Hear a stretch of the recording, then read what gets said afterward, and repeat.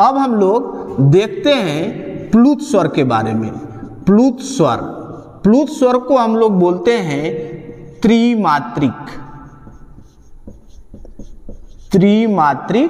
स्वर। यदि कोई पूछे कि त्रिमात्रिक स्वर या प्लुत स्वर किसे कहते हैं, तो आप याद रखेंगे, सीधे बोलेंगे इसको याद करने का या परिभाषा ह्रस्व गुणते 3, अर्थात इसको पढ़ने का तरीका है हमारे हिसाब से। आप लोग भी इसे अपने दिमाग में बैठाएंगे कि हर प्लुत स्वर किसे कहते हैं। तो ह्रस्व गुणते 3 का मतलब होता है कि ह्रस्व स्वर से 3 गुना, अर्थात वे स्वर जिनके उच्चारण में ह्रस्व स्वर से 3 गुना समय लगे उसे क्या कहेंगे हम लोग, प्लुत स्वर कहेंगे। लेकिन समस्या यह है कि जैसे इसके अंतर्गत आता है ओम। ओम को 2 तरह से हम लोग लिखते हैं, एक ऐसे और एक ऐसे। तो दोनों तरह से किसी तरह लिखा है तो वो प्लुत स्वर है, कोई शक नहीं। लेकिन कुछ बच्चे कहते हैं कि जो आप स्वर लिखे थे सर उसमें तो ये है ही नहीं है, तो आप बताए कैसे।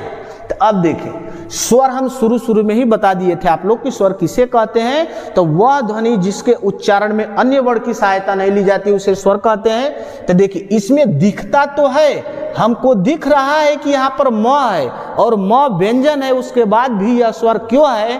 तो आप स्वयं उच्चारित करके देखें या आप टीवी पर रामदेव बाबा का योग देखेंगे और रामदेव बाबा को देखिएगा जब बोलते हैं ओम, तो इसमें देखें म ओम, म की जो ध्वनि है अंततः म ही आ रहा है, न कि उसमें अ आ रहा है। अर्थात इसके उच्चारण में अन्य वर्ण नहीं आया, जिसके कारण इसे स्वर कहते हैं। हमारे हिंदीविद, हमारे मनोविद ये केवल ओम ही बताते हैं, लेकिन हम कहते हैं दोस्तों कि प्लुत स्वर में केवल यह ओम नहीं आता है। जैसे कि आप सभी लोग बच्चे से ही बड़े हुए हैं, हम भी कभी बच्चे थे। हम आज भी याद है कि हम जब सरकारी ट्यूबवेल पे जाते थे, दिन भर उसमें नहाते थे और घर वाले हमको गाली देते थे। तो जैसे आप लोग तो गांव देहात के रहने वाले हैं, तो जैसे सपोज डैट सर जी बैठे हैं, श्याम सुंदर हैं, देखिए इनसे पूछेंगे तो बताएंगे। तो घर के लोग जब गुस्सा आ जाते थे तो इज्जत से हम लोग को क्या बोलते थे, अरे यही ना बोलते थे, ओ अरे। तो यह भी प्लुत स्वर के अंतर्गत आता है, किंतु इसे लिखने का तरीका अलग होना चाहिए। इसे लिखेंगे आप ऐसे, देखिए अरे लिख दिए तो यह शब्द है, ऐसे नहीं। अरे प्लुत स्वर तब कहलाएगा कि अरे ऐसे लिखें, ऐसे, यानी अरे ए पर ही वह ध्वनि समाप्त हो जाएगी, अन्य वर्ण नहीं। ओ लिखेंगे वो ऐसे, हरे लिखते हैं डैश डैश डैश। तो यह भी प्लुत स्वर के अंतर्गत आता है। तो यह रहा स्वरों का प्रकार। किंतु दिमाग में रखने वाली बात यह है कि यह तो 11 के विषय में हमने आप लोगों को बताए हैं, लेकिन 2 जो अभी आप लोगों को बता रहे थे कि ये अयोगवाह कहलाते हैं। अयोगवाह 3 शब्द इसमें समाहित हैं। देखिए इसमें लिखा गया है अ, एक शब्द है योग और एक शब्द है वाह। कहीं नहीं मिलेगा, किसी किताब में ढूंढ करके देख लीजिए, यह किताबों में नहीं मिलेगा। अ का तात्पर्य होता है नहीं, योग मतलब जोड़, और वाह का मतलब होता है वहन होने वाला, अर्थात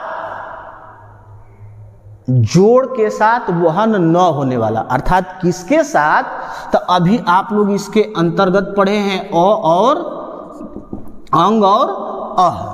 तो अब देखिए यह स्वर के साथ है ना, तो उच्चारण तो हो रहा है अंग ग का, यह व्यंजन है, और अह ह का।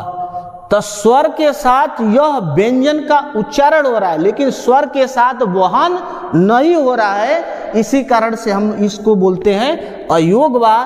तो हिंदी में अयोगवाह की संख्या कितनी, 2। अब इन दोनों का अलग अलग नाम, अयोगवाह कितने, 2। और ये क्या है, इसको बोलेंगे आप अनुस्वार। और इसको बोलेंगे विसर्ग। इसको क्या बोलेंगे? विसर्ग। अब क्लियर हुआ कि स्वरों की संख्या 11 है और कुल कितनी है? 13। लेकिन 11 क्यों कहा जाता है? इस कारण कि ये अयोगवा है।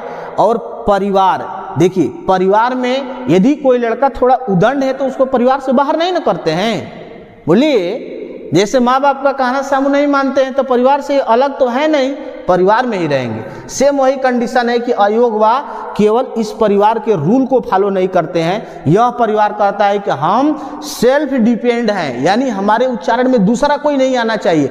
ये लोग हैं कि एक दोस्त बना लेते हैं, जिसके कारण परिवार थोड़ा इनको अलग स्थान दिया है। कहा है कि तुम हमारे परिवार के हो, लेकिन अयोगवा हो, दूसरे के माध्यम से वहन होने वाले हो, तो इस कारण से इनको अयोगवा की संज्ञा दी गई है। हमें आशा है कि आप लोगों को स्वर समझ में आ गया होगा। कल हम लोग का टॉपिक होगा व्यंजन। ठीक है दोस्तों।